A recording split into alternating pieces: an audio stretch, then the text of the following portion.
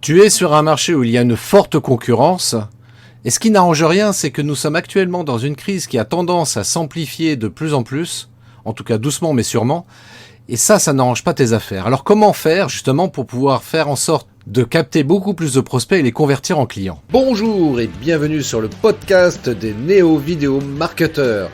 Ce podcast s'adresse essentiellement aux chefs d'entreprise, micro-entrepreneurs, freelance, indépendants, coachs, consultants.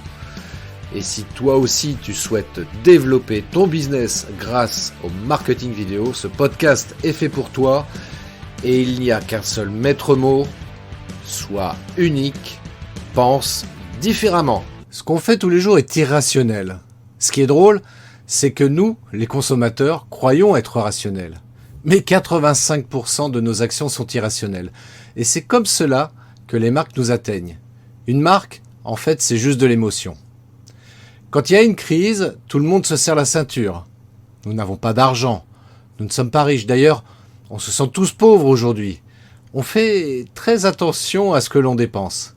C'est pourquoi un marketeur doit travailler dur pour nous convaincre que ce qu'il nous vend mérite notre argent. D'ailleurs, bien avant, il n'y avait pas de concurrence et le marketing n'avait donc aucune utilité. Et puis, avec l'essor de l'industrialisation au XIXe siècle, les biens ont été fabriqués en grande quantité. Alors, le marché a dû s'étendre, la concurrence est apparue, et tout s'est accéléré, et le marché est devenu vite saturé. L'offre est devenue supérieure à la demande. C'est alors la crise, celle de 1929. Et c'est là qu'est né le marketing offensif. Recruter le client et éliminer la concurrence sont alors indispensables à la bonne marche des affaires. Les outils de communication se sont multipliés et la marque est devenue l'étendard du produit. En s'appuyant sur l'étude du comportement du consommateur, il prétend à la rationalité grâce aux questionnaires et aux sondages. Le marketing est alors convaincu d'atteindre son Graal, connaître les préférences des consommateurs. Le problème avec les techniques de marketing classiques, avec par exemple des questionnaires ou des groupes de discussion, on se rend compte que les questionnaires sont biaisés. Et puis, les groupes de discussion peuvent être complètement phagocytés par un personnage qui peut prendre le pouvoir sur les autres. Aussi, moi je propose une méthodologie de vidéo marketing qui décuple vos résultats commerciaux. Vous saisissez donc que les néo-vidéo marketeurs, entendez les gens qui pratiquent leur vidéo marketing, ont quelque chose de plus que les personnes qui pratiquent le marketing traditionnel classique.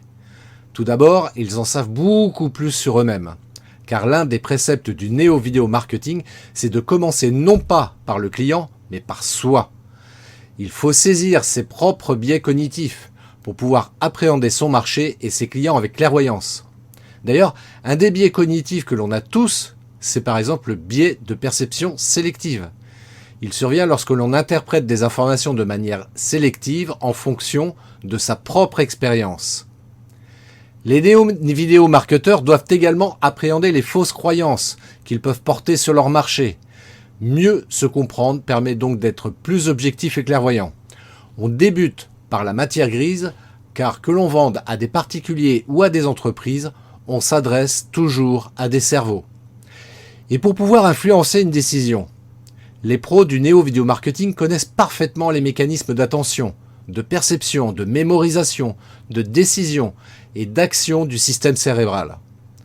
La démarche suivante en néo-vidéo marketing consiste à dresser un portrait d'un client spécimen type, que l'on appelle également un avatar. Le client spécimen cristallise les attributs que l'on retrouve le plus souvent sur le plus grand nombre de clients. En néo-vidéo marketing, on calibre ces messages pour le plus sceptique des clients. Parce que si vous parvenez à persuader les prospects les plus sceptiques, les autres seront d'autant plus facilement convaincus.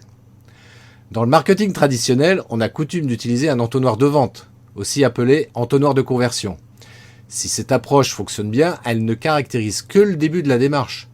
Car une affaire prospère et pérenne doit être bâtie sur une clientèle fidèle et régulière. C'est pour cette raison qu'en néo-vidéo marketing, on utilise ce que l'on appelle une spirale de valeur et de persuasion. Elle consiste à apporter progressivement de la valeur au prospect et à l'engager jusqu'à obtenir un achat, puis à maintenir une relation toujours plus forte avec un client pour continuer à le satisfaire. Le but ultime du néo-vidéo marketing est de générer des inconditionnels de vos prestations, des fans de vos produits, des ambassadeurs qui vous recommandent naturellement. Et une fois que votre système est mis en place, vous pouvez l'optimiser et l'amplifier pour créer davantage de valeur pour plus de clients. Aussi, pour commencer, je vous recommande mon livre sur le marketing vidéo. Vous le trouverez le lien en description pour pouvoir le commander. Et si vous souhaitez aller plus loin, je vous invite à aller sur mon site web christophetrain.fr et de réserver une session offerte de 45 minutes. C'est un audit. D'ailleurs, je rappelle que audit vient du latin audire, qui veut dire écouter. Et je suis là justement pour t'écouter, pour t'apporter justement mes connaissances, mon savoir-faire afin de t'aider à développer ton business grâce au néo-vidéo marketing. Donc rejoins-moi sur christophetrain.fr, réserve une session offerte dès maintenant, n'attends pas. Je te dis à très bientôt, très belle journée, ciao. Merci d'avoir écouté cet épisode de podcast des néo-vidéo marketeurs.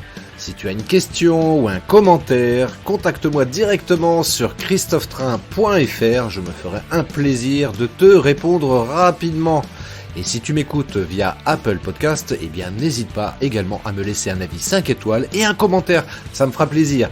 Je te souhaite une très très belle journée et je te donne rendez-vous pour un nouvel épisode très très bientôt. Ciao.